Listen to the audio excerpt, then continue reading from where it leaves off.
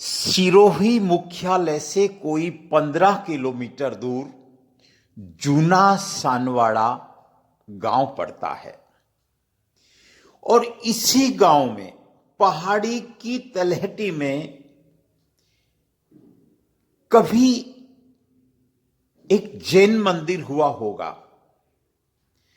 आज भले ही वो खंडर दिखाई दे रहा है, आज भले ही उस मंदिर के अवशेष दिखाई दे रहे हैं, लेकिन मंदिर की बनावट से, मंदिर के क्षेत्र को देखकर ऐसा जरूर लगता है कि कभी ये भव्य अति भव्य मंदिर रहा होगा।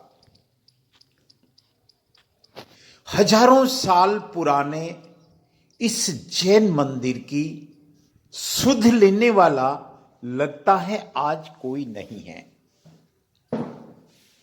आज इस मंदिर में कुछ प्रतिमाएं तो हैं जो दीवार से लगी हुई है, खंडित प्रतिमाएं। यहां कोई जैन परिवार भी नहीं रहता, लेकिन ऐसा तो अनेक जगह हम देखते हैं, भले ही एक भी जैन नहीं रहता लेकिन मंदिर भव्य है। सणपुर सियाकरा जो गांव है, वहां का भी हमने भगवान जैन मंदिर आपको दिखाया था, जो जिसका जीर्णोद्धार चल रहा है। अगले किसी अंक में मैं बताऊंगा, लेकिन आज बात हम इतना सा कहेंगे कि ये जरूर अपने जमाने का, अपने समय का एक भव्य मंदिर रहा होगा। गांव वालों ने बताया कि यहां एक बावड़ी भी हुआ करती थी। इस मंदिर में अभी कोई जैन परिवार नहीं रहता, लेकिन जरूर किसी जमाने में यहां जैन बस्ती रही होगी। यहां भगवान महावीर स्वामी की, चूंकि ये विचरण की भूमि कहलाती है, भगवान महावीर स्वामी ने इस क्षेत्र में, इस अर्बुद प्रदेश में, कहते हैं जीवित काल में 7 बार विचरण किया था। और नाना दियाना नांदिया जीवित स्वामी वांदिया, ये कहावत के पीछे जरूर कोई तथ्य रहे होंगे। जूना सानवाड़ा के पास ही बालदा तीर्थ है, जहां भगवान महावीर स्वामी का अति प्राचीन मंदिर है। श्री बामणवाड़ जी, नादिया और भी नाना भी कुछ किलोमीटर की दूरी पर पड़ता है, या यूं कहें कि इस क्षेत्र में भगवान महावीर स्वामी जी की विचरण की बात होती है। ये क्षेत्र छोटा सा गांव है और इस गांव में पहाड़ी की तलहटी में, पहाड़ी भी छोटी सी है, के पास ये मंदिर है। जानकार बताते हैं कि जहां जहां भगवान प्रभु महावीर स्वामी ने विचरण किया होगा, उन उन स्थानों पर उस समय या उनके बाद मंदिरों का निर्माण किया होगा।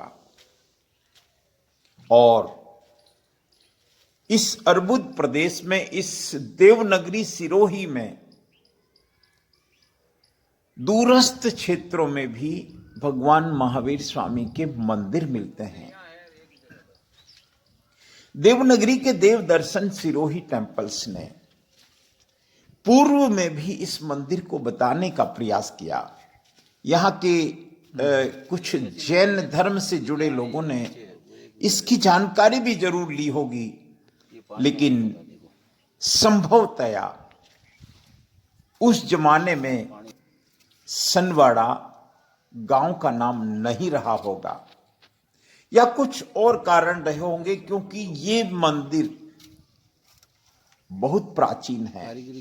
इस मंदिर की शिल्पकारी, यहाँ की जो हम देख सकते हैं कि भले ही पुराना है, भले ही जर्जर हालत में है, लेकिन बताता है कि ये अपने जमाने में कभी प्राण प्रतिष्ठा हुई होगी, यहाँ नियमित पूजा आरती होती होगी, यहाँ संत विचरण करते होंगे, यहाँ तपस्वियों ने तपस्या की होगी।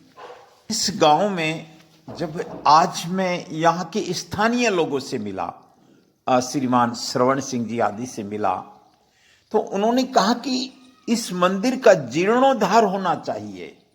जैन समाज के लोगों को यहाँ आकर इसके बारे में चर्चा करनी चाहिए, क्योंकि इस तरह खंडहर हालत में किसी भी मंदिर का होना शुभ नहीं कहलाता। मंदिर में नियमित पूजा आरती होनी चाहिए, इसका उपयोग होना चाहिए, स्थानीय लोगों से चर्चा करके इस मंदिर का विकास करना चाहिए। अब आप देख सकते हैं इस मंदिर की हालत, यहाँ पास में रहने वाले कचरा आदि या घास फूस और इस तरह से भरते हैं। मैं राजेंद्र नरू का देवनगरी के देव दर्शन एक अनंत की यात्रा ने जब इस मंदिर को देखा, जब इस मंदिर की दीवार से में लगी हुई ध्यानस्थ मुद्रा में खंडित प्रतिमाओं को देखा, तो मन में लगा कि ये समय की नियति है, ये समय का खेल है कि यहाँ सब कुछ परिवर्तनशील है। आज हम जिन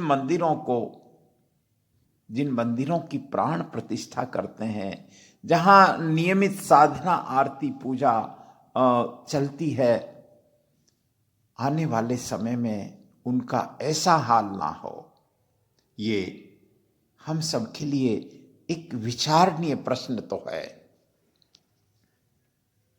इस वीडियो के माध्यम से मैं बस इतना कहूँगा कि हमारे केपीपीडी के भले ही अध्यक्ष श्रीमान पंकज गांधी जी हों या उनकी टीम हो या अन्य कोई संस्था जो इन मंदिरों, जैन मंदिरों की देखभाल करती है, वो इस स्थान का अवलोकन करे, यहाँ के स्थानीय लोगों से वार्ता करे।